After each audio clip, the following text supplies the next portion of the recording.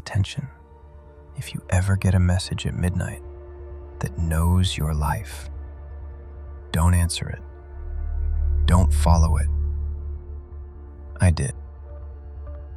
I'm Mark Delaney, night security supervisor at the Midtown property the internet insists on calling 666 Fifth Avenue. And I'm recording this because at 12 a.m. every night, my phone started issuing instructions, and the building started acting like they were work orders.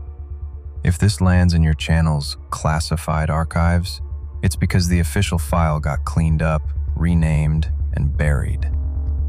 Night security is all routine. 2 guards on rotation, a wall of monitors, badge logs, and a checklist that never changes.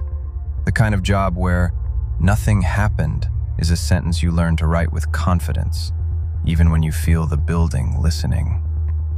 The first message hit at the exact second Tuesday became Wednesday. 0 hours, 0 minutes, 0 seconds. Drink water. I laughed. I'd been dry-mouthed for an hour, and the text felt like a stupid prank with perfect timing. I ignored it for 60 seconds, watching the clock, waiting for the punchline. Then I drank anyway, because the room felt like it had been holding its breath. At 12:01, check the south stairwell door. That door sometimes failed to latch. The camera showed it shut, but I went down to prove the text wrong, to prove I was still the one making choices. Half an inch, that's all. Just enough to look closed while it wasn't. I pushed until the latch clicked, and the sound echoed like permission. At 12:02, wipe your palms on your pants. I hated that one. Not scary, intimate. I looked down and realized my hands were sweating on the rail. I wiped them fast, angry at myself for needing to.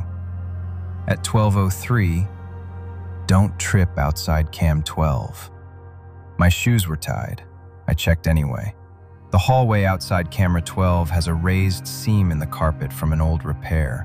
I'd forgotten it existed until the text reminded me. When I walked that corridor later, I stepped over the seam like it was a line I wasn't allowed to touch. After that, the messages came every night the same way. 1 per minute after midnight, always exactly on the minute. Move your coffee cup from the edge. Close the top drawer. Don't answer if Jared calls. Jared called at 12:09 the next night. I let it ring out. The voicemail was static and a faint tapping, like fingers on glass. At 12:10, serious. Delete it. Do not transcribe. I deleted it without thinking and hated the relief that followed. I blocked the number. It texted through a new one. I turned off my phone.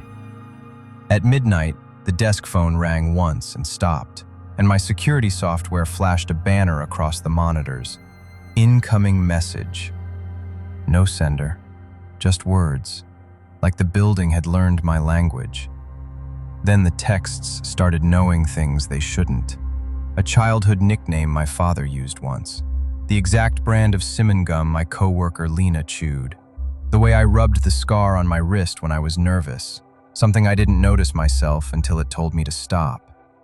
By week 3, the instructions weren't about my habits. They were about the building's record. At 12:12, the fire panel will show trouble. Acknowledge. Do not call it in. At 12:12, the fire panel displayed a trouble code. I hovered over the radio, then obeyed. At 12:13, it cleared on its own. At 12:14, good. You avoided a report. That's when I understood it wasn't protecting me. It was protecting the absence of paperwork. A few nights later, the east lobby door will rattle at 12:21. Do not look up. At 12:21, the handle shook hard enough to rattle the glass. On the camera feed, the door moved, but whoever did it stayed outside the frame, standing in the blind spot like they knew the geometry of my fear. At 12:22, do not review the footage. My hand twitched toward rewind. I stopped because it felt less like a warning and more like a rule. I tried to break the pattern by leaving before midnight. If the instructions lived inside these walls, I could walk away. At 11:58, I pushed through the revolving door into the cold city air with my jacket on and my resignation letter folded in my bag. For 3 steps, I felt light. At midnight, every street light on the block blinked, one coordinated flicker, like someone testing a circuit. My phone buzzed. You may exit the building. You may not exit the stabilization. Across the street, a digital billboard turned white. Black letters appeared, clean and official. Return inside. People kept walking. Nobody looked up. It was like the message wasn't visible unless you were the one being addressed. My throat tightened, and I went back through the revolving door because I finally understood. This wasn't a phone number. It was an access level. The next night, it gave me something physical. At 0 a.m., open the archive drawer. The archive drawer is just the bottom drawer of the file cabinet where old keys and obsolete floor plans go to rot. I opened it, and there was a manila envelope I'd never seen. No dust, no bent corners, like it had been placed there between seconds. My name was printed on the front. Below it, confession, classified, 666 5th Avenue. At 01 a.m., remove your recorder. I had a cheap handheld recorder in my bag for notes because it doesn't connect to anything. I took it out with shaking hands. At 02 a.m., start speaking. So I did. That's why you're hearing this. The text paced me while I spoke, minute by minute, like a metronome with authority. Describe the first message. Admit that you obeyed. State your role clearly. When I hesitated, the screen lit again. Do not lie. And that, do not lie, made my mouth go dry, because it implied more than surveillance. It implied enforcement. I learned what enforcement looked like the night I resisted. At 06 a.m., do not turn on the desk lamp. I turned it on out of spite. Warm light pooled over the paperwork, and for a second, I felt human. At 007, calm, thank you for changing the lighting conditions. At 08 a.m., camera auto exposure will compensate. The camera aimed at my desk adjusted. On the monitor, the corners deepened. In the far corner by the file cabinet, shadow thickened into something that wasn't an object, wasn't a person, just a density, like the air had learned weight. At 09 a.m., do not look directly at it. I kept my eyes on the screens, but I could feel the corner like you can feel someone standing too close behind you. The darkness didn't move. It didn't need to. It felt administrative. At 0:10 a.m., you are not authorized to observe the corner. Authorized. The word made it worse because it made it a policy, not a haunting. Like there were rules, forms, access rights, and I'd violated one. After that, the instructions became preparation. Move your chair 2 inches back.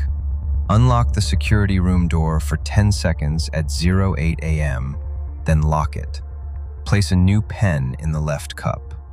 I did it all, hating myself each time, until the message at 0:17 a.m. finally explained why. The auditor will arrive at 0:19 a.m. At 0:19 a.m., the lobby elevator opened, and a man in a gray suit stepped out like he'd been expected. He walked to my desk with a calm smile and said, "Overnight compliance review." His badge looked real until my eyes tried to hold the name and couldn't. He took the new pen from the left cup without asking, signed my visitor log, and slid it back to me.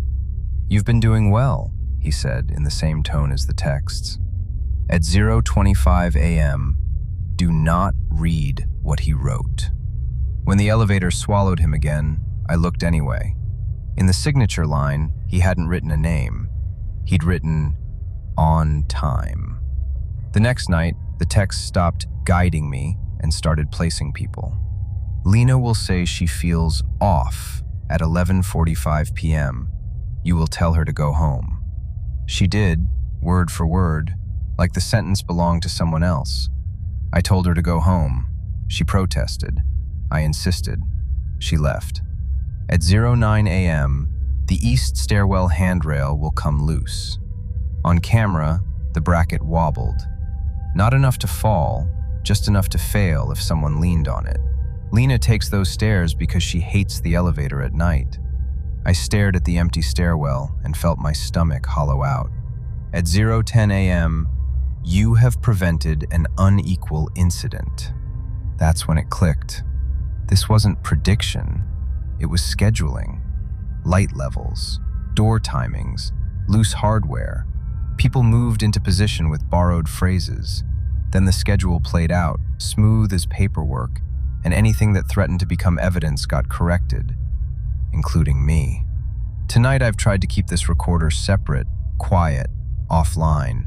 I've spoken fast because I can feel midnight approaching like a latch sliding open, and I don't know what authorization costs. But the messages are still arriving while I talk. They're just shorter now, less like instruction, more like filing. At 08 a.m., when you finish, place the recorder in the envelope. At 09 a.m., seal it. At 0:10 a.m., return it to the drawer. At 0:11 a.m., forget where you put it. I laughed at that because forgetting isn't a choice, until I looked down at my own notebook and saw handwriting I didn't remember making. Times and phrases I don't recall living. Gaps between minutes like missing frames in a video. At 0:12 a.m., you will think this is over. At 0:13 a.m., the next instructions begin at midnight. At 0:14 a.m., they always do. So here's the last thing I can give you before the clock rolls again and my phone decides what my hands are for. If you ever get a message at 00 that knows you, don't treat it like a warning. Warnings want you safe. This wants you compliant. Because the messages don't predict your life, they schedule it. And once you start following the schedule, you stop being a person. You become a time slot. And midnight always comes to claim what's been booked.